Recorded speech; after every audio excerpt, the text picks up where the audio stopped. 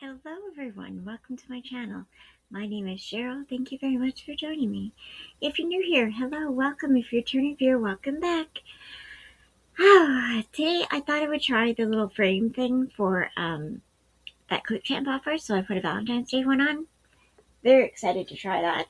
So I hope you enjoy. It's got hearts and air balloons. Oh, I'm so sorry. It is February 1st. Happy February 1st, everyone. I hope you're all having a wonderful day. I'm sorry for the lighting. I have my overhead light on and my lamp light, but it's just not helping. I'm so sorry. It is currently just after 8:15 in the morning on February 1st. I was going to say March. And Rosie is over here sleeping, and I thought I'd do a quick, are my videos ever quick? But I want to do a quote-unquote quick video.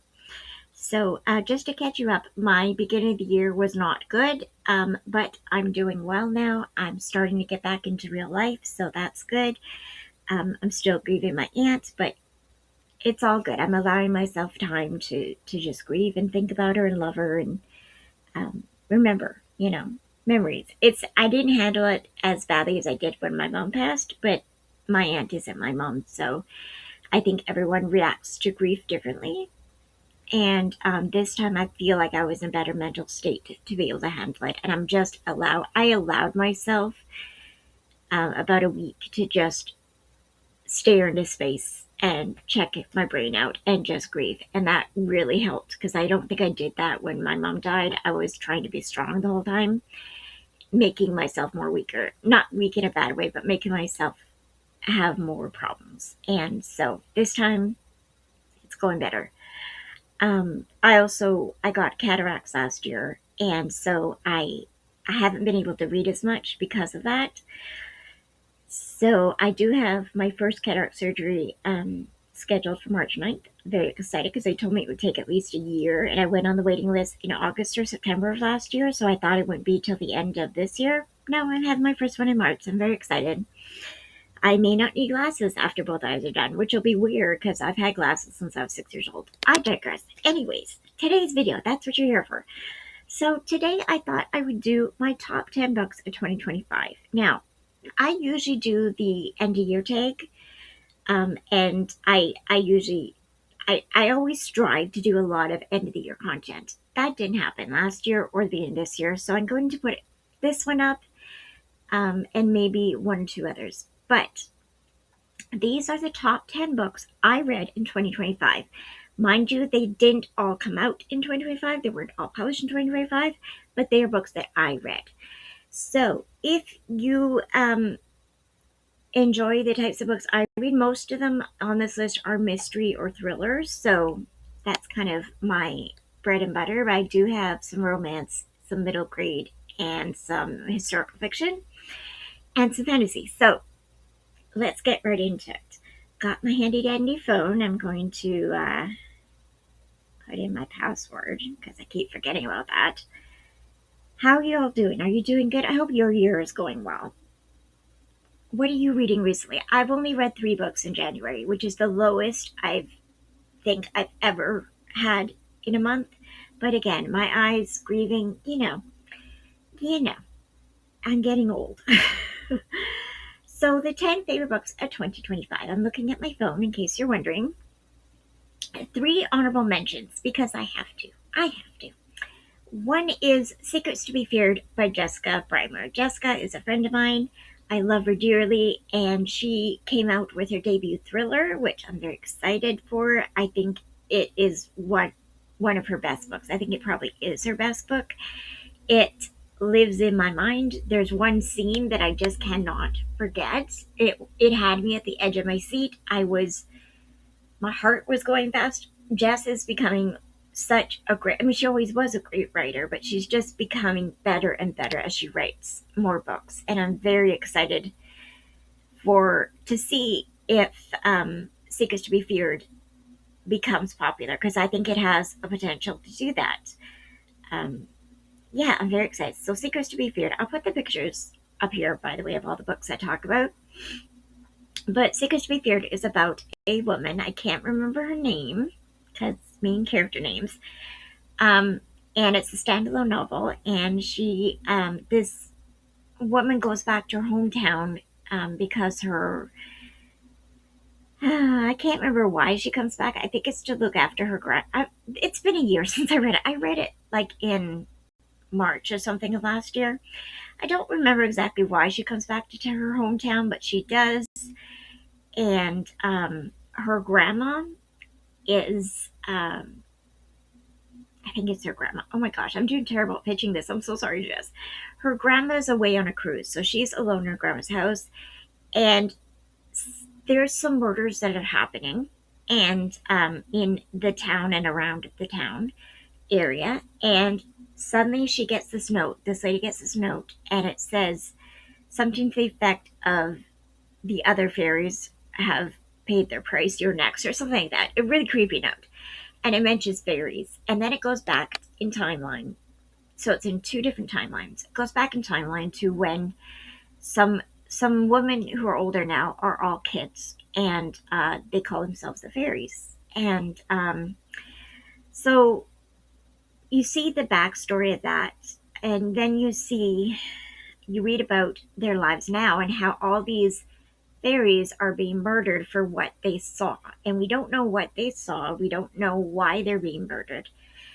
And I can't remember her name. Oh my gosh, but she gets targeted. And so she starts to try to protect her grandma and herself. She meets an old friend who was a friend of her brother's, and they become more than friends. And it's just such a great book. Such a great book. And there's, like I said, there's one scene that had me so tense and so worried for our main character. It is, you have to read it, guys. You have to read it. It is by a small publisher, and I love Jessica Breimer. She's a good friend of mine, and she also has a cozy mystery series out. She's just about to publish the fourth book in that series, which is I think it's the last book. She might be writing a novella after that, but other than that. Okay, I'll put the picture up here of the first book in her cozy mystery as well. Editing Cheryl, remember to do that. Okay, so another honorable mention is the whole Shady Hollow series by Janelle Black. Janelle Black is it's a pen name for two friends, and they write the Shady Hollow series. I was going to say Shady Black. Shady Hollow series, and I read the whole series up to date last year, up to publication date, except for one novella. One novella I haven't read yet. So Shady Hollow is about some woodland creatures that walk around like people, and they live in this little world where all the creatures are like people, except they're creatures. And they solve murders, and it's fun. I know it sounds like it could be a middle grade book. I personally don't think middle grade age children should be reading it. There is some tough topics in the books, but they're very cute, very good for adults. Even teenagers, I think, would like it.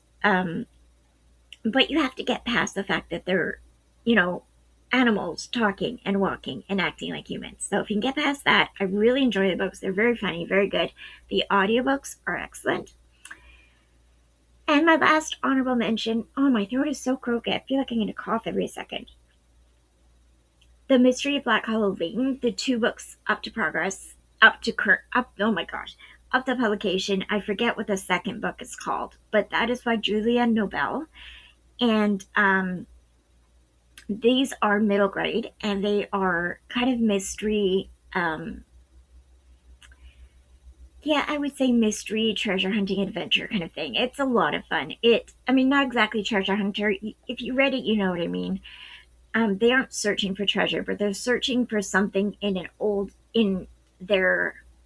Okay, I'm terrible at synopsis. I'm so sorry. What happens is our main girl is like 12 years old or something, and she goes to this boarding school and lives there, and she finds out some secrets about a secret kind of society in the group and in the school, and she finds out some secrets about her dad who left them like 6 years ago and is thought to be dead, and she learns some secrets and has to find this one little item. I can't tell you what it is because it's a spoiler, but it's a lot of fun. I really enjoyed that book. Those two books were really great, and the third one comes out this year, I believe. Okay, top 7 in no specific order, and then I'll do the top 3 that are in my top 3. So top 7 in no specific order, we have Wayward by Amelia Hart. This is the first Amelia Hart book I read. Wayward is about a woman who, it's told in 3 different timelines. So we have one in, I think it's the 1500s or 1600s, somewhere around there. And in that one, we follow one lady who is accused of being a witch and is being on trial for being a witch. And then we have the second timeline, which is in 1940 something or something like that. And that is a lady who, there's a lot of things happening in her life. And I can't even really go into what happens to her. I think her name is Violet. And yeah, I don't know what to say about her life. It's she has a rough life. Let's just say it that way. And she is told she has to get married, and she refuses to get married, and then something happens. And check for trigger warnings on this book. There is an off-page scene of SA that happens that is quite devastating and kind of results in what happens to this girl. Then the present timeline, we have another lady who is, at the beginning of the book, gets out of an abusive relationship. So again, trigger warnings for that. My phone says hi. Trigger warnings for an abusive relationship, abusive marriage, and also there is on-page abuse from her husband at one point. Just so you know.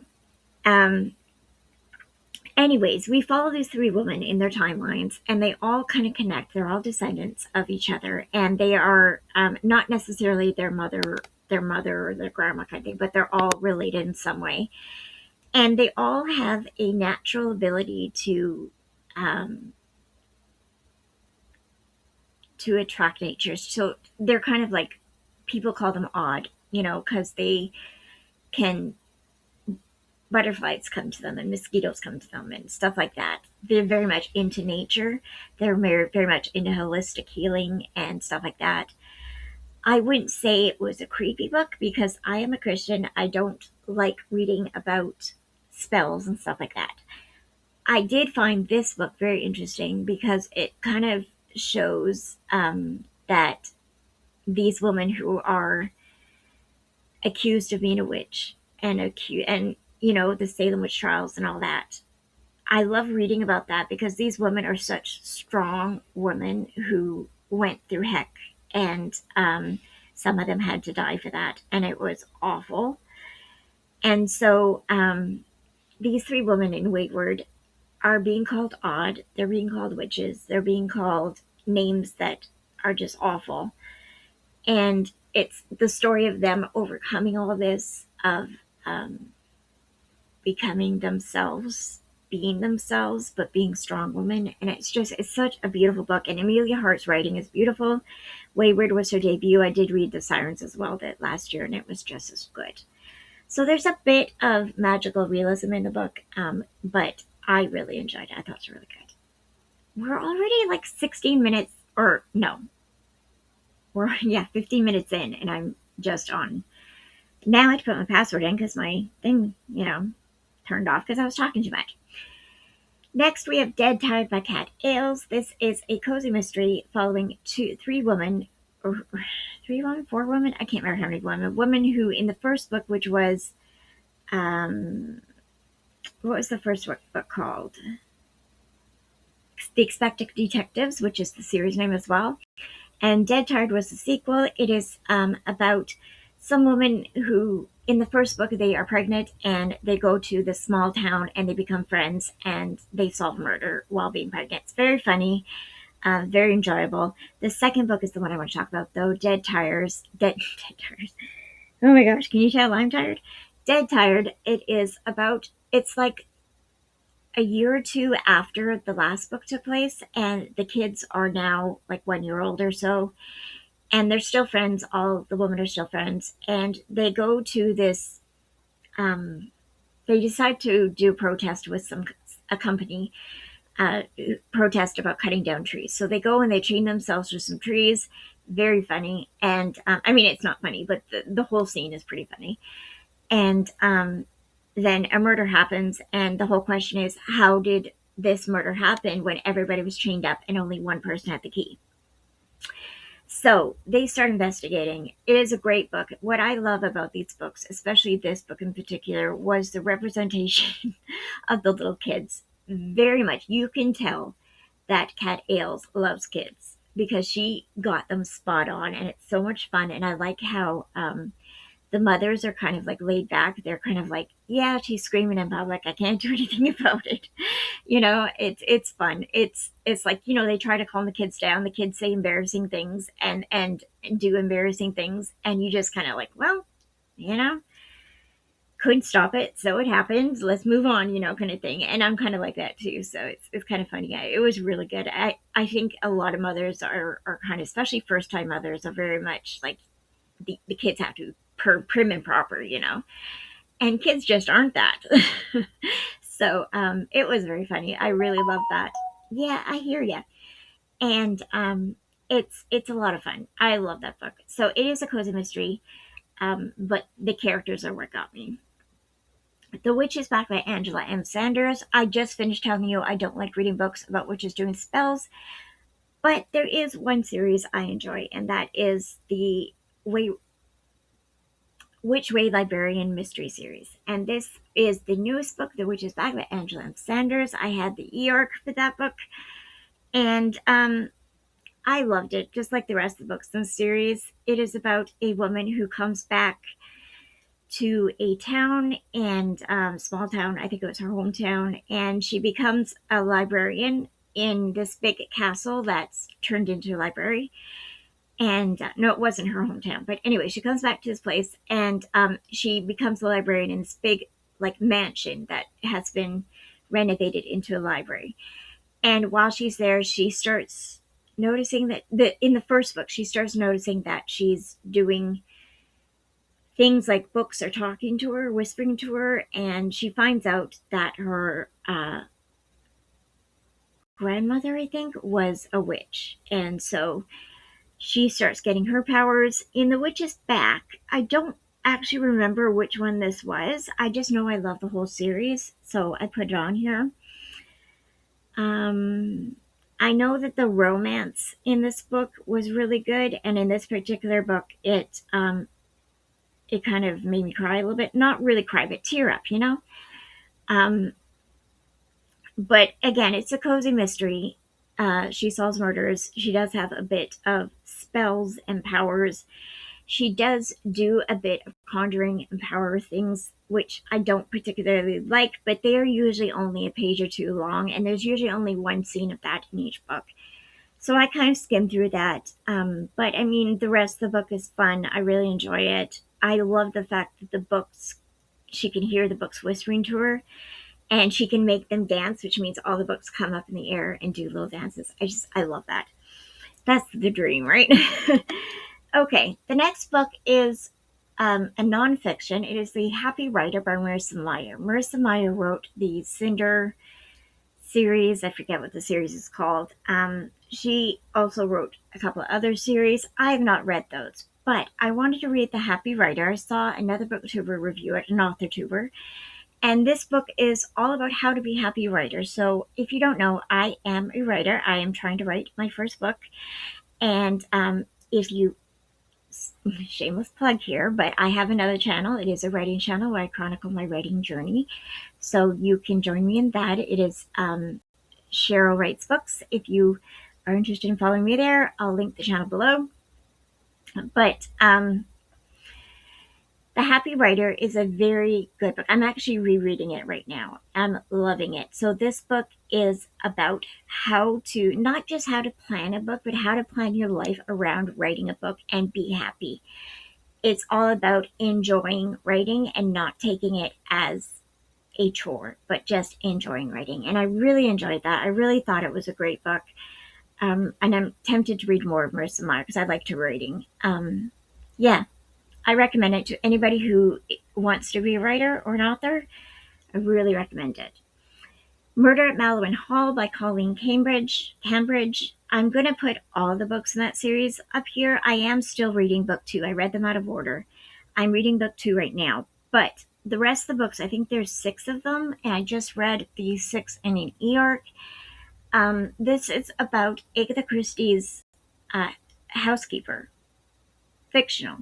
I mean, Agatha Christie's real, but the housekeeper, Phillida Bright, I don't know how to pronounce her name.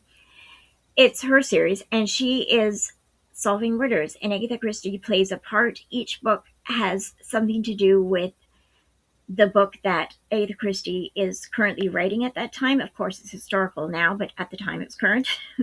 So, yeah, it's a really enjoyable book series. Very unique. There isn't a lot of Agatha Christie in the books, which I really appreciate, but I did like the odd things, comments from Agatha in the books. It was a lot of fun. And yeah, I recommend that series. I don't know which one of those is my favorite, so I'm just going to say Murder at Mallowan Hall because that's the first book. But a murder happens. Again, they all blend together in me, so I don't know I should have looked at synopsis, what I should have done. But if you like cozy mysteries, historical cozy mysteries, if you like Agatha Christie, if you like a strong, powerful baddie of a protagonist sleuth, amateur sleuth, who also doesn't think she'll ever fall in love, but does. It's so good. It's such a good book series. Then we have a thriller, She Didn't See It Coming by Sherry Lapena. Lapena, I'm not sure how to pronounce her last name. I've heard it both ways. Sherry writes, I talk as if I know her. I don't. But she writes thrillers that, oh my goodness. She writes thrillers, standalone thrillers. I have loved some of them and not loved others. One of which was last year's release. Did not like the representation of ADHD. That said. But this, or not last year, the year before last year, sorry. I think I read it last year. I'm not sure. I might have read it the year before. I don't remember. All I remember is it was not a good representation of ADHD and mental disorders in general. Did not like that. This one, She Didn't See It Coming, I really enjoyed. It is about a woman who gets murdered. So this one goes missing at an apartment building. I don't think it's really a spoiler to say she's murdered because it's a murder mystery. But, I mean, if that's a spoiler, I'm sorry. But she is murdered. And there's a lot of suspects. There's her husband, who is very suspicious and may or may not be controlling her. I felt sympathy towards him for a lot of the book, and then there's something that happens that oh, no. Okay. And I thought for sure he did it. I'm not going to tell you if he did or not, but, and then there's her best friend who has been her best friend for years, and she tells the detective, who is also, they're different point of views, and the detective is one point of view, a lady investigator. And her best friend tells this detective that her best friend was having an affair, and that and in the beginning of the book, I'm giving an awful synopsis, I'm so sorry. In the beginning of the book, she had a little fender bender, and she met a guy. So later on, when the police are talking to her best friend, yeah, she ended up having an affair with him, and I think he did it, kind of thing. So, now, also, the woman and the man have a daughter. My heart was breaking for her because what a way to have your mother killed like that. I can't even imagine. Like, I have a hard enough deal with my mom being dead. I mean, I just would not be good if she was murdered. Okay, so sorry about that. So, yeah, what was I talking about? Oh, She Didn't See It Coming. Really enjoyed it. Gave it 5 stars. It is back to the peak Sherry Lapena that I loved reading earlier on. I just think that she doesn't do some mental health representation very well. That's just my own opinion. You may have a different opinion. I'll put the picture of the book I'm talking about when I say that the ADHD wasn't rep very well. It involves a child that I believe personally from the way she acted in the book has oppositional defiance disorder more than ADHD. But even if it is ADHD, some of the symptoms kind of cross. Go. I know because I have ADHD. I've babysat kids with oppositional defiance disorder. I know that a lot of it crosses, so it could be considered ADHD. It's not that I'm upset about. It's that the child goes missing in that book, and they kind of blame everything that happens on her ADHD, and I just don't like that. Anyways, we're not talking about that book, but I did enjoy She Didn't See Coming. Next, we have Queens of Crime by Marie Benedict. This was, I got on an Agatha Christie kind of thing because a lot of books are coming out with her as characters, and in this book, we follow Agatha Christie, Niall Marsh, Dorothy L. Sayers, Marjorie, I forget her last name. Is it Redham? I can't remember her last name. Allingsworth? Is it Marjorie Allingsworth? I can't remember. But the four Queens of Crime. Actually, I think there were five in this book. And then another one I read was called The Four Queens of Crime. So there were four. I don't remember. But it is basically about five women who are all writers in the Golden Age, and they all write detective books or amateur sleuth books like Agatha Christie. And they want to join the detection club, which was a real club. And the men are kind of like, no, we can't have women here. So they decide to go solve a murder to be able to be in this club. They think they'll get more. They'll go into the detection club better if they'll be accepted more if they solve a murder. So they go back, they go to solve a murder that has happened. And this murder is an actual, it says in the notes at the end that the murder that they go to solve is an actual murder that happened during this time period. And Dorothy L. Sayers, it is in her point of view, I believe. And Dorothy L. Sayers was part of the investigation in that case. It was never solved in real life, but in the book they solve it, and I thought that was a great thing to do. There's a bit of trigger warnings for. Just check your trigger warnings, okay? There are spoiler reviews, I'm sure, on Goodreads, or you could look up a spoiler review on Google. There is a certain scene that involves an unborn baby, and I have problems with that. I cry every time. So it was well done. It was respectfully done, but yeah, it hit me hard on that point. And it's not the abortion issue. It's not like I am pro-life, but that's not, I mean, I don't really mind reading about abortion if it's represented well. I personally don't agree with abortion. That's just my personal views. It's fine. You can agree with it. That's perfectly fine. It has nothing, I mean, it does have a bit to do with abortion, but it's to do with miscarriage. Let's just say it that way. It's to do with miscarriage. And so that bothered me. That really hit me hard. But the book itself was really, really, really well done. The characters of all the five writers was done so well. I felt like I was reading a biography almost. It was really well done. Really well done. I think the representation of those women were well researched. I don't know for sure, but they seem like they were well researched. Marie Benedict writes a lot of fictional books based on historical figures. I do want to read more of her books, but that's the first one I read of her, Queens of Crime. Now, my top three. Woo! Okay, so I changed this from like my list. I made this list probably about 2 weeks ago. I have now changed the top three because every day I change it. These top three can be switched on any given day, so don't take it with a grain of salt, okay? Number three, sorry about that. Number 3, we have Just for the Summer by Abby Jimenez. This was, yes, I can drink without dropping water on me, honest. Okay, Just for the Summer was the third book in the Part of Your World trilogy. It is a romance, and Abby Jimenez does beautiful romances, a lot of emotional characters. Her books are very character driven. I really enjoy that. The romances are always great. There are, if you are a believer like myself, you may not want to read spicy scenes. There is usually 1 to 2 spicy scenes, but I would say there may be a 1 or 2 chili pepper. They're not too bad.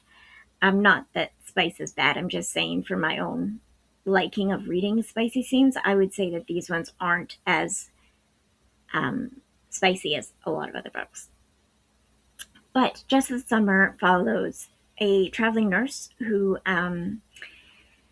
meets a guy on Reddit, and this guy says that he is cursed because whenever he has a girlfriend, they break up with him, or he breaks up with them. The relationship ends, and she goes to immediately meet the man she's going to marry. So he writes this out on Reddit, and this traveling nurse sees it and says, oh, hey, her friend says, hey, you had the same problem. Why don't you message him back and tell him? So she did, and they scheme up, they start talking, there's a bit of flirting, and then they decide to meet up and fake date for a while so that they can break their curse. So when they break up in a certain amount of weeks, they will meet the one they are to marry.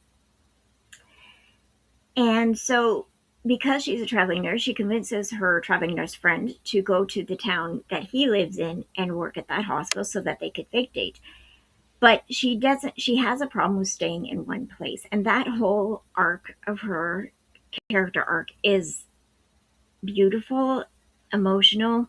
It has to do with her mother, and her mother plays a part in the book as a character. And she is having a hard time trusting this guy, and she doesn't want to stay in one place because of what happened to her as a child with her mother and what is still happening as an adult. It is very emotional. He himself has some stress, a lot of stress, because his mom, this is all said in the first few chapters, his mom is going to jail, and he has decided to take custody of his 2 or 3 siblings.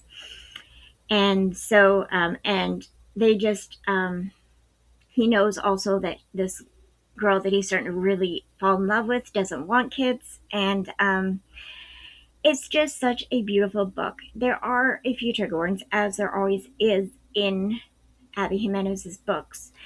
Have a Kleenex box ready beside you, just so you know. The mental health aspect is very well represented in her books, in all 3 books of the Part of Your World series. And there is a character in this book that has some very bad mental health, and it affects other characters in the book. So be warned of that. You're not, I mean, I felt for this character more than most people do because I deal with mental health problems all the time. A lot of people just hate her. I kind of understand where she's coming from.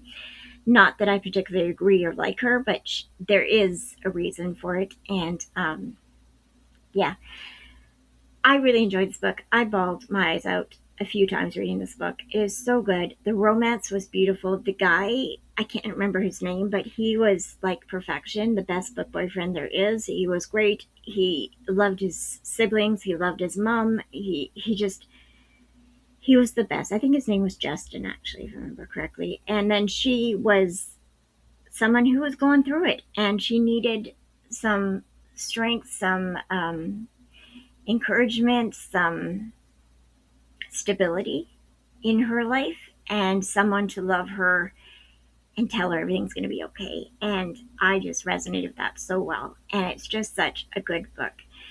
Also, her best friend, I kind of didn't like for some of it, but I understand where she was coming to. She was trying to give her tough love kind of thing. but I enjoyed that book. Recommend it. Recommend the whole series. Now, if you don't want spoilers, I mean, you can read it as a standalone, but the first two books, Part of Your World and Yours Truly, you meet the characters in those books in Just for the Summer. So you may want to read them in order, and the other two books were just as good. Number two, this is where I wasn't sure if this was number two or number one. So I have right now today Not Quite Dead Yet by Holly Jackson. This is her adult debut thriller. I really enjoyed it. There are a lot of swears, a lot of F-bombs, and I feel like a lot of them were unnecessary. Did not like that. But I feel like all her books, even her YA books, have a lot of F-bombs. There was just more in this book, and it did feel very much like a YA book with an older character. I mean, she's in her 20s. So, I don't know. But I really enjoyed it. That said, I really enjoyed it. It is about a girl named Jet. I don't know why I remember her name. But she gets attacked on Halloween in her house. And I'm just petting Rosie right here. She was shaking a bit. She gets attacked on Halloween. And she goes to the hospital. And the doctor says, look, you're going to have an aneurysm in 7 days. You can either have a surgery that could possibly help and make it so you live forever, or not forever, but live in natural life, or you can, but it's not guaranteed. You're most likely going to die from the surgery, or you can live your last 7 days out, and you will have an aneurysm in 7 days and will die. She decides, against her parents, to live the last 7 days of her life and find out who, quote unquote, murdered her, because it's going to be murder when she dies. So she investigates for 7 days who killed her, and it is I mean, you kind of have to, suspend your disbelief on that, because no hospital is going to let someone walk out who's going to die. But it's still fun, and the twists and turns were twisting and turning. Oh, my knees hurts. I've been sitting on my knee. Why did I do that? So, the twists and turns were great. So there is a romance in the book that I thought was sweet. I suspected everyone at one point in the book. Everyone has secrets, and it was so good.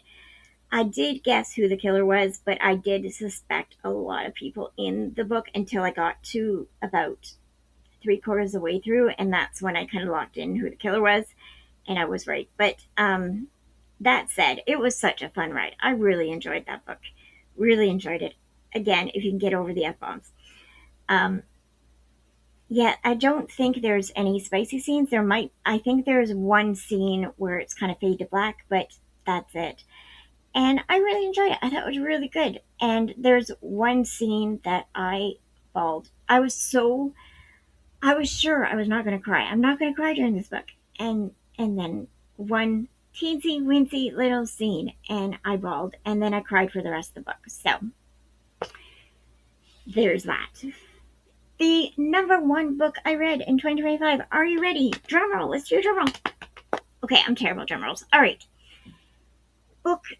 The number one book, I bet you can guess, because I talk about this all the time. It is Kingdom of Ash by Sarah J. Maas.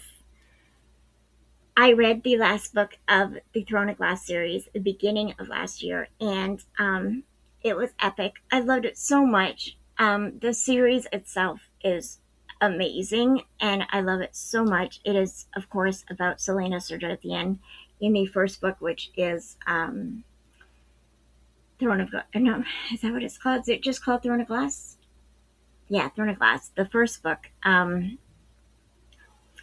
We follow Celaena Sardothien, who is in a slave camp thing, and she gets picked by the Prince of Ardalan, which is the fantasy world we live in, and she is picked by him to go into a contest to become the king's assassin, and for her freedom, in exchange for her freedom.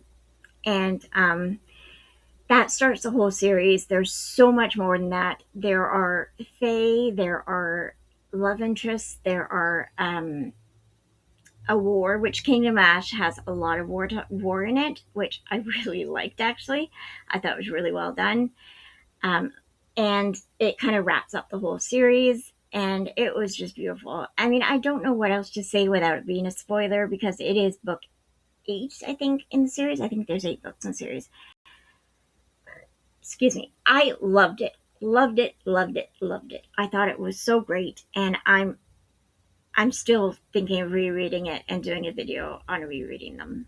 Coming up someday. I did buy the ebook of Throne of Glass, the first book, because when I was traveling to my aunt's celebration of life, I wanted to read something comforting, which I know it's weird to find that comforting, but I wanted to read it. So, and it was dark out, so I bought the ebook and ended up not reading it all that trip. So, but I do have the whole series in paperback. But that is it. That is my top 10 books of 2025, and the 3 honorable mentions, of course. I loved it. I think I had a great year last year, which, by the way, I didn't tell you how many books I read. I read 86 books, which was good. I usually, on average, read about 100. Last year is when I got my cataracts. After about September, I was unable to read as much. And just things have been going on. I've been doing a lot of crafting, a lot of writing, and I just haven't concentrated on reading as much. And this year, again, I've only read 3 books. My goal is 90, I think, and I think I can make that as soon as these babies get fixed. And yeah, I'm excited. So that's it. Thank you very much for watching. Thanks for being patient in me getting these videos out. I really do appreciate it. Things are going better. Thank you for all your prayers and concerns and thoughts. I appreciate it. And yeah. Have a great day, guys. Let me know in the comments below what your top 3 books of 2025 were. And if you have a video on your channel where you talk about your top books, link it below in the comments so I can watch it and subscribe to you. Okay, thank you very much. Have a great day, guys. Bye.